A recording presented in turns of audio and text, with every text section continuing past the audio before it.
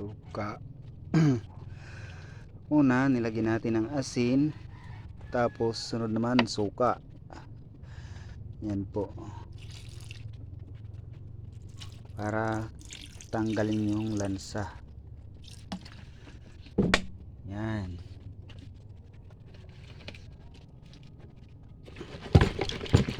Babad lang muna natin ng saglit lang.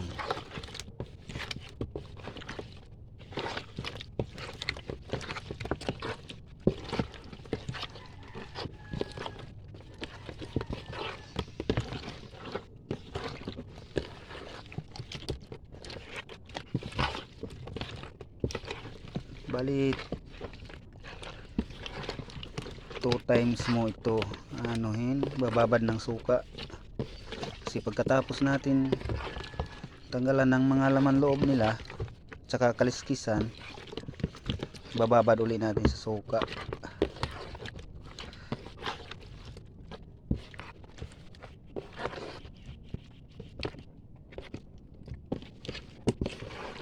Yan, muti na siya.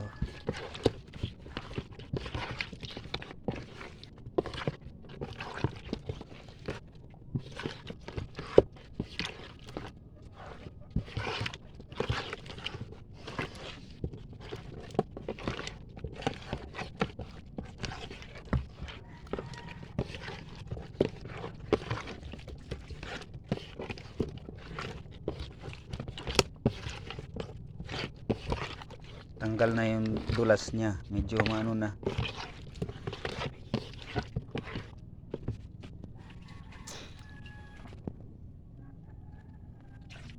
Ganun lang. Tapos yung ano pa dito, importante, pinaka-importante talaga yung sa dito niya, may parang atay dyan, kailangan mo tanggalin yan.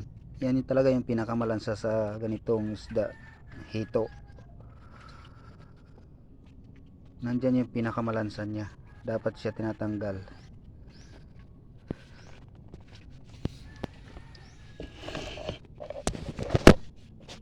Wait lang, turo ko sa inyo.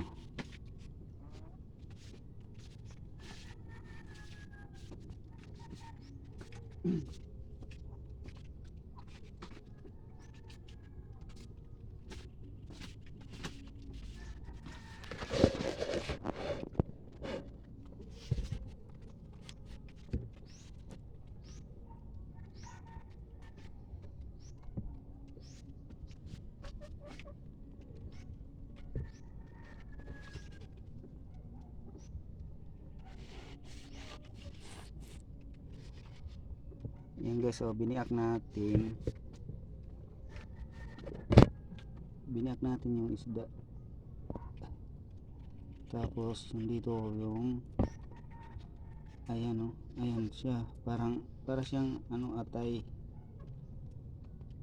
Yan yung kinukuha dito sa may gilid, yan yung malansa sa kanila, kaya dapat tatanggalin talaga yan. Yan o, yan yung itim na yan, o pula, parang dugo.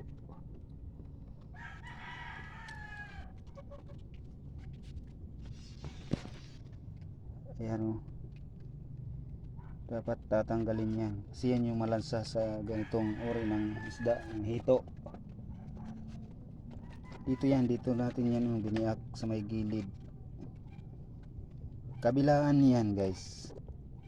Yan, sa kabila din, ganun din yan, meron yan.